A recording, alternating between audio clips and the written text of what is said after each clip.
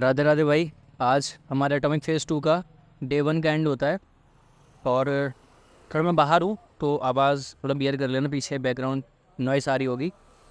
Overall day ठीक था, बस जैसे कि तुमने प्रीवियसली जो भी मैंने वीडियोस अपलोड किए हैं उसमें तुमने देखा होगा कि मतलब थोड़ा सा यार आज पता है काम करने में मन नहीं लग रहा था, पता नहीं क्यों अंदर से, तो मैं लाइब्रेरी में सो भी गया आज। बट ओवरऑल ठीक है क्योंकि अभी प्रोडक्टिविटी प्रायोरिटी उतनी नहीं है। प्रायोरिटी है कि हमें ये जो जर्नी पे भले ही ठीक है चीज़ें नॉर्मल लगने लगी और धीरे धीरे लगने लगा है कि ये, बट अभी भी बहुत कचरा है माइंड में। अभी भी बहुत ईजी लगने लगी, क्या है वो माइंड लगवाने लगा है कि ठीक है सब ईजी है, अब वो फिर मैस्टरबेट करवा सकता है। बट लिटरली मैं बताऊँ, इतना गंदा माइंड है ना, इतना गंदा मन है, इतना गंदा यार, पता है स्टोरीज़ बनाता, लिटरली स्टोरीज़ बनाता कुछ भी। अगर किसी ने अपनी, मैं ये चीज़ पहले भी डिस्कस कर चुका हूँ, आज फिर होता है, और ऐसे होता रहता है कभी कभी मेरे साथ। पता है कोई अपना सर्कमस्टेंसेस बताता है, कोई भी अपनी चीज़ें बताता है, परिस्थितियाँ, तो उसमें एक गंदगी सी मतलब अपने आप क्रिएट किया, यार ऐसा ऐसा होगा, फिर ऐसा हो सकता है, ऐसा होता क्यों नहीं है। मतलब तुम समझ रहे हो ना, माइंड बस वो रस चाहता है, ये तड़प रहा है उस रस के लिए कि कहीं से इसको पता है कि चीज़ें अब वो वैसी होने वाली नहीं है। एग्जैक्टली वीडियोज़ मैस्टरबेशन वो सब होना नहीं है, तो ये अब जनरल जो चीज़ें होती हैं ना नॉर्मल लाइफ में, तो वहाँ से कुछ ना कुछ ऐसा निकाल रहा है कि उसको रस चाहिए, पर ये सब जूत दिया पर सारा माइंड गेम है। ठीक है, तो ऐसा रहा डे, ओवरऑल ठीक है, मैंने निकाल लिया। और ये रही कि एक चीज़ और, हाँ, जो बुक मैंने रीड करी तो बुक में यार बहुत ज़्यादा रिलेटेबल चीज़ें थी आज भी। जैसे कि हमेशा प्लीज़ बुक रीड किया करो यार, मैं तो यही रिकमेंड करूँगा, अच्छी बुक्स को रीड करो, बहुत अच्छा लगता है। ठीक है, डेली बेसिस पे भले ही कम करो बट डेली बेसिस पे कर सकते हो। तो उसमें ये था कि दो चीज़ें थी। पहली चीज़ तो ये कि तुमने जो तुम्हारा फ़ोन है वो जब भी बजे तो ऐसा नहीं कि तुम्हें रिस्पॉन्ड करना है हमेशा। वो उसमें ऐसी कुछ लाइन लिखी थी कि जो तुम्हारी, अगर तुम्हारे फ़ोन कॉल जो तुम्हारे में आती है तो वो तुम्हारे क्या कहते हैं कंफर्टेबिलिटी के लिए है, कि तुम कंफर्टेबल हो तब तुम उससे रिस्पॉन्ड करो, इसलिए नहीं कि सामने वाला के हिसाब से तुम चलो। तो इसलिए वो बनाई गई, वरना वो सामने से आके तुम्हें नहीं कर लेगा। सामने से आके बात कर लेता अगर इतना ज़रूरी होता, तो तुम्हारे हिसाब से कि उसका कॉल आ रहा है, तुम अगर कोई बहुत ज़रूरी काम कर रहे हो तो प्लीज़ नो करो, उस टाइम रिस्पॉन्ड नहीं करो। और दूसरी चीज़ तो बहुत ज़्यादा अच्छी लिखी थी बुक में, जो कि स्लीप से रिलेटेड थी। आज जैसे कि मैं सो भी गया तो मुझे उससे काफ़ी कुछ लग रहा था कि बहुत ज़्यादा सोना ऐसा ज़रूरी नहीं है।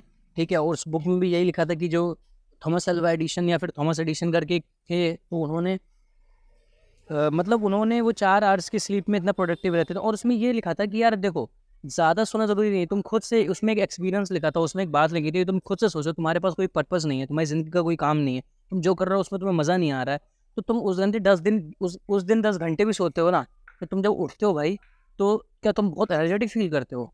तुम कभी भी सोचो कि भाई, मतलब लिटरली इतना फैक्ट वाला एग्जाम्पल है, इतना रिलेटेबल एग्जाम्पल है कि यार समझो उस चीज़ को कि यार, और ये मैं खुद से भी कह रहा हूँ कि जब मैं, मान लो मेरी ज़िंदगी में कोई पर्पज़ नहीं है, जब मैं मास्टरबेशन करता हूँ, बहुत ज़्यादा करता था, बहुत ज़्यादा, 2-2 3-3 बार, 5-5 बार, 4-4 बार लगातार, उसके बाद क्या कितना भी सो लूँ तो क्या वो उतना अच्छा फ़ील करता था मैं? भाई सोने से ऐसा नहीं होता है कि सोओगे तुम 10 घंटे तो तुम बहुत एनर्जी फ़ील करोगे। उसकी अदरवाइज़ अगर तुम दूसरा साइड देखो तो जब बहुत ज़्यादा तुम एनर्जेटिक रहते हो, बहुत ज़्यादा तुम्हें कुछ पर्पज़ होता है, तुम्हें पता होता है, तो ऑटोमेटिकली तुम्हें नींद कम आएगी, तुम्हें लगेगा मैं उस चीज़ में ज़्यादा फ़ोकस करूँ, सोना किसे है, सोना नहीं।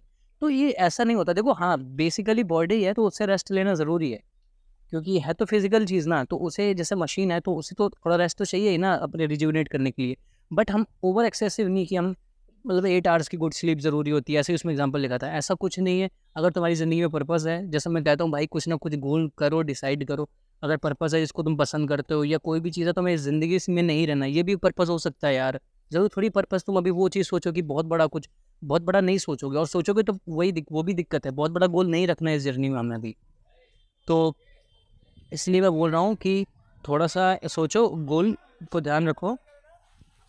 और तो यहाँ बहुत शोर हो रहा है पीछे, तो यही बोल रहा था कि गोल रखो यार। और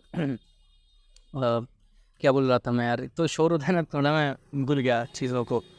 तो मैं यही बोल रहा था कि यार गोल रखो। हाँ, जब तुम गोल रखते हो तो तुम अच्छे से मतलब कम भी सोते हो तो तुम बहुत अच्छा परफॉर्म कर पाते हो। तुम जब उठते हो 4 घंटा सोगे, 5 घंटा सो के भी उठोगे तो तुम्हें बहुत एनर्जी लगेगी। तो ये it all depends on your goal. ठीक है, ऐसा कुछ वो नहीं है बहुत ज़्यादा कि तुम ज़्यादा सोगे तो वही चीज़ मैं भी कोशिश करूँगा कम सो, और अपनी ज़िंदगी को यार एक डायरेक्शन में लाना है ना। खुद से भी मैं ये चीज़ बोल रहा हूँ और तुम भी यही चीज़ सोचते होगे। ठीक है, आई होप। देखो जब हम इसमें घुसे रहते हैं ना तो कोई डायरेक्शन नहीं रहता हमारा, कोई चीज़ें नहीं रहती, हम लिटरली थ्रेस्ड, बहुत बुरी तरीके से नीचे गिरे हुए होते हैं। तो वही चीज़ है, तुम एक छोटा सा गोल ये भी रख सकते हो अभी, और यही गोल रखना चाहिए। मुझे तो सबसे अच्छा यही गोल लगता है कि यार तुम्हें इस कचरे से निकलना है भाई, मुझे इस कचरे से निकलना है। लिटरली बोल रहा हूँ भाई, रातें दिन मैंने इतने 10-12 साल जो इसमें काटे हैं, वो दुख है यार, वो दुख है, वो रियलिटी में दुख है। वो बहुत खतरनाक चीज़ है। वो अभी भले ही 10 दिन हुए हैं, 11 दिन, 9-10 दिन हुए हैं, तो माइंड ये करने लगा कि ठीक है कोई बात नहीं भाई, तू ठीक है, अब तू सही रहेगा। कुछ नहीं सही है भाई, ठीक है, तो समझो चीज़ों को। और बस यही बात है, ओवरऑल डे ठीक था। बाकी ठीक है फिर, राधे राधे।